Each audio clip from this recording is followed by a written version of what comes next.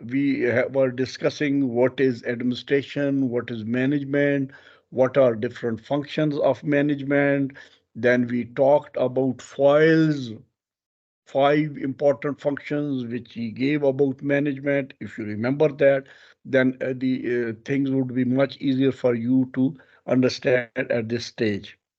Staff management is the function of managing all employees in the organization, including the development of staff skills through training and other forms of development, as well as identification, development, and implementation of training needs and programs available for staff. So, in staff management, here the key thing is that with the passage of time, no, the knowledge of the staff needs to be updated, upgraded. These more and more skills are coming due to the advancement of the science. So it is important that the in-service training on those in those fields where new trends are developing, that should be done. To begin with, what will we do? We work out the requirement of the staff, that this much staff is required, and we work it to the minutest possible details. That is, for instance, we'll work out that how many teachers are required. Teachers are which subject? English, Urdu, and whatever the subjects are. So we decide that how much workload each teacher would be carrying, and accordingly we work out the total number of vacancies of different subjects. Then we take the trouble of maintaining the merit, and we work out exactly what would be the qualifications, what would be the experience of those teachers who would be selected against these posts. What pay scale, what fringe benefits would be given to them, that is also worked out. What would be the terms and conditions of their service, that would be worked out. And then through a proper selection procedures, they would be inducted on merit.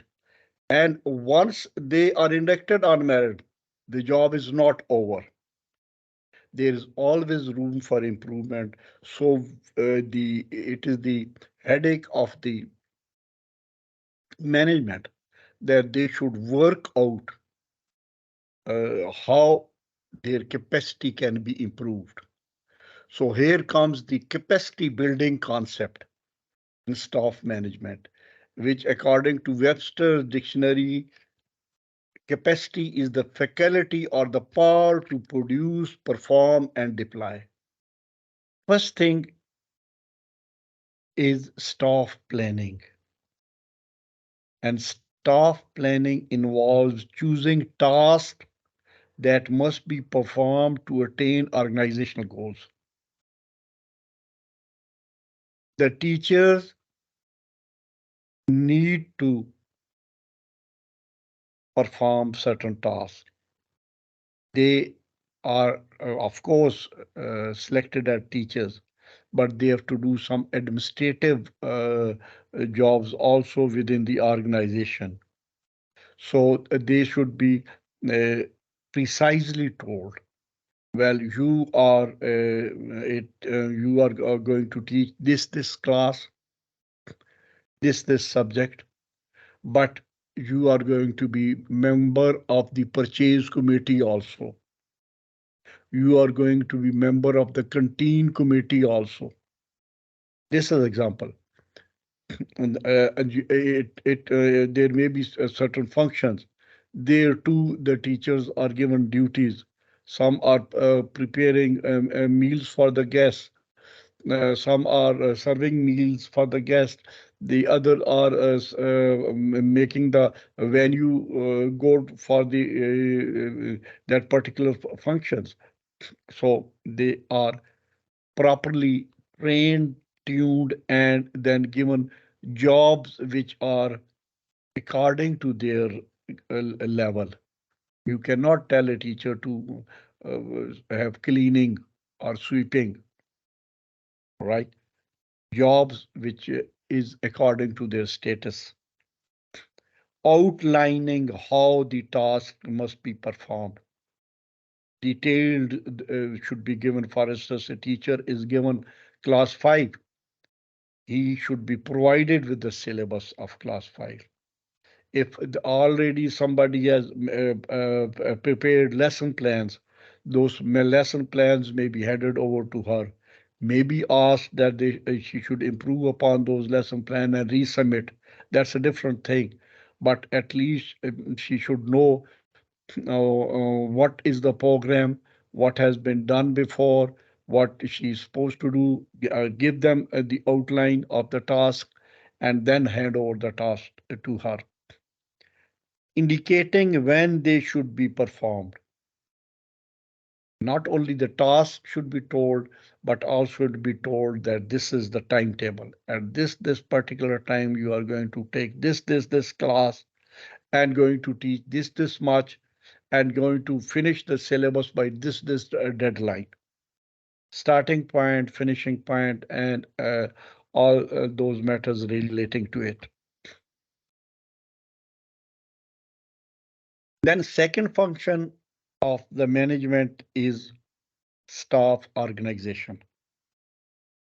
Now, staff organization can be thought of as assigning the tasks developed in the planning stage to various individuals and groups within the organization. Now, what is the organization? Organization is, for instance, a teacher has been appointed after the orientation phase. Now, she has been placed in which section? Preschool section, primary section, middle section, board classes.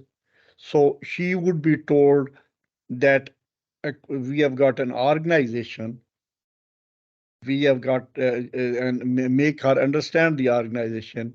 We have got 4 sections: preschool section, primary section, middle section, and board classes. So there is a vice principal of the institution, and there are section heads of each section, each 4 sections.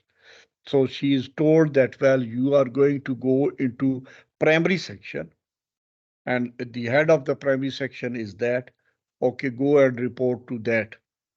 And she would tell you that you are going to take which subjects of class 3 at what time. Detailed program would be given by the section head to you.